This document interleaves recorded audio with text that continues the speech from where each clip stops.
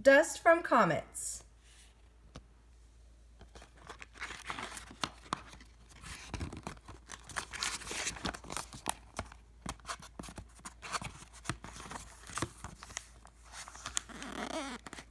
Close encounter with a comet. In January 2006, NASA scientists were very excited. The Stardust spacecraft had chased a comet for 7 years. Now the spacecraft was bringing samples of comet dust back to Earth. The scientists were amazed by what Stardust found.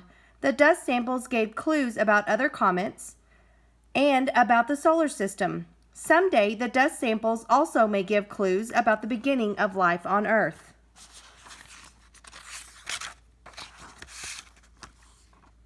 Comets throughout history. Humans have always wondered about comets. When comets appear, they bring the most amazing objects in the sky. Comets look like flaming stars with sparkling tails behind them. Long ago, some people thought comets looked like women with long, delicate hair.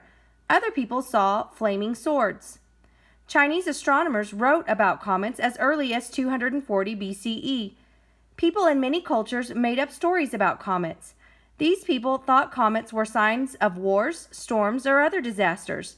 In ancient Rome, people believed that a comet was linked to the murder of Julius Caesar. In the early 1700s, an English astronomer named Edmund Halley made a discovery. He noted that a comet appeared every 76 years. He figured out that comets orbit around the sun. He also figured out that comets' orbits are very large. The comet Halley studied is now called Halley's Comet. Halley's Comet last appeared from 1985 to 1986.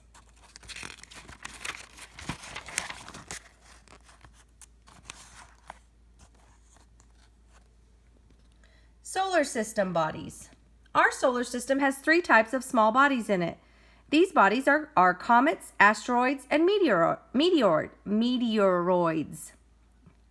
They can be made of rock, ice, and minerals. Asteroids are rocks that orbit around the sun. Some asteroids can be as small as a pebble. Other asteroids can have a diameter of over 600 miles. Most are located in the asteroid belt. This belt lies between Mars and Jupiter.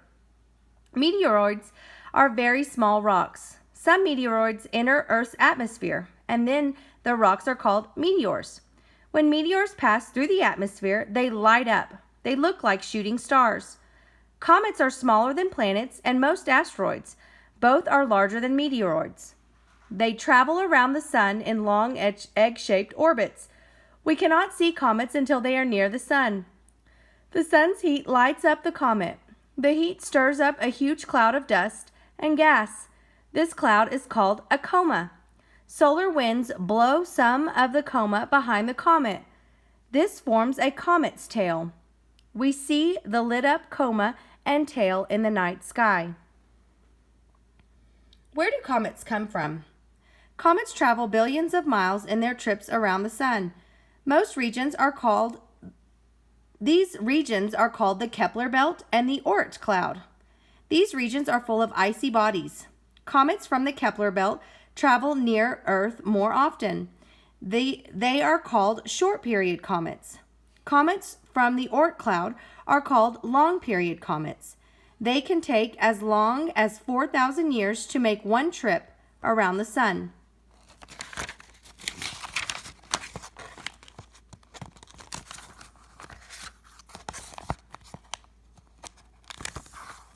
The Stardust Project. The Stardust Project was a mission to bring comet dust back to Earth. The Stardust spacecraft was launched in February 1999.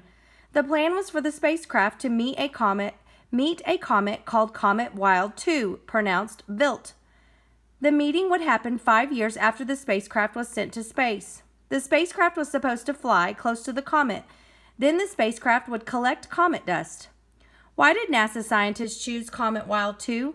This comet used to be a long-period comet. It did not pass close to the sun very often.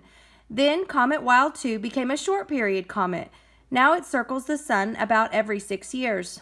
A comet melts and changes a little when it passes near the sun.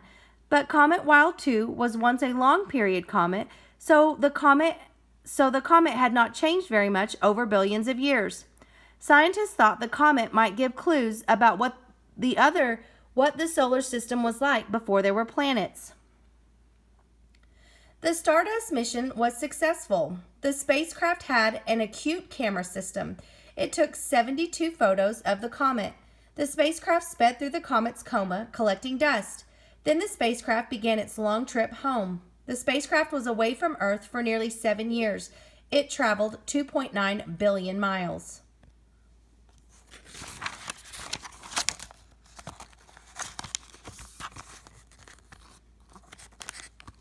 Stardust spacecraft. The Stardust spacecraft was quite small. It was about the size of a teacher's desk. It weighed about as much as a small car. The spacecraft had equipment for gathering dust samples. It also had equipment to help it fly through space. The spacecraft's equipment functioned by remote control. Sample return capsule. A sample return capsule was attached to the spacecraft. The capsule collected samples of comet particles and dust. The capsule analyzed and stored samples. Then the whole spacecraft went back to Earth. When the spacecraft got near Earth, the capsule detached from the spacecraft. The capsule used a parachute to return to Earth with the samples of comet dust. Comet dust collector. Inside the sample return capsule was a special device. The device was shaped like a tennis racket. The device held many thin blocks of aerogel, a strong, lightweight material. The device folded out of the capsule to collect comet dust. The dust hit the aerogel at high speeds, 6 times faster than a bullet shot from a rifle. The comet dust was collected in the aerogel. Space dust was collected on the other side of the device.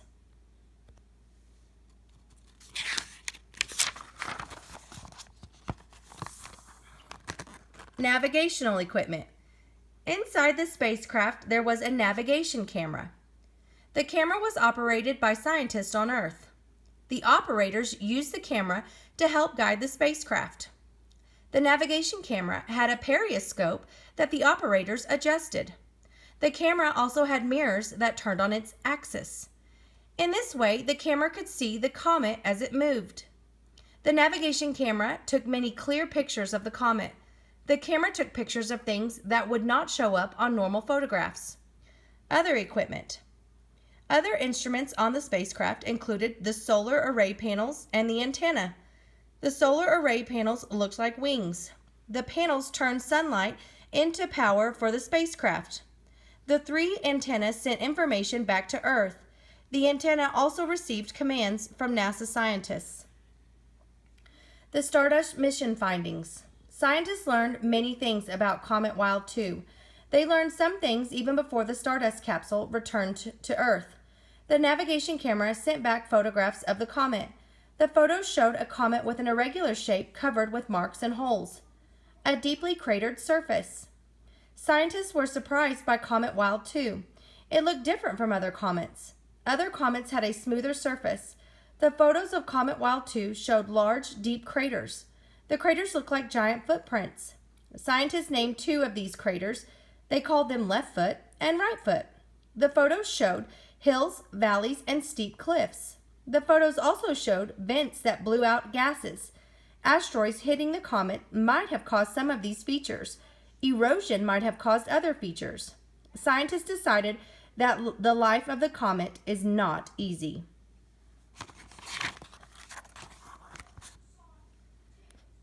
Clean craters. The dust samples from Comet Wild 2 were a big surprise to scientists. The craters did not have the same dust scientists usually found on comets. Solar winds blow dirt, rocks, and ice away from the comet. Comet Wild 2 does not have enough gravity to pull these things back down. The things fly off into space. They don't settle back on the surface as dirt does on Earth. An astronaut on Comet Wild 2 would have to be tethered or tied down to the surface. If the astronaut was not tethered, he or she would float away. Comet dust samples. All of these samples from Stardust weighed a total of only 1 milligram. That's less than half the weight of a mosquito. The samples were very small, but they carried huge amounts of information.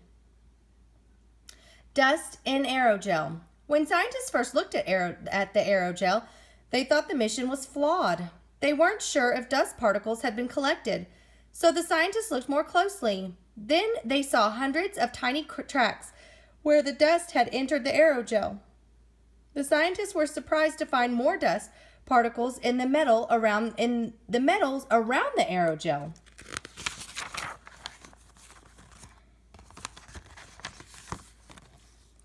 Analyzing the samples. Astronomers think that comets are from the edges of the solar system. Scientists once thought that comets were made of ice, dust, and gases from these faraway places. But when scientists tested samples from stardust, they began to rethink this theory.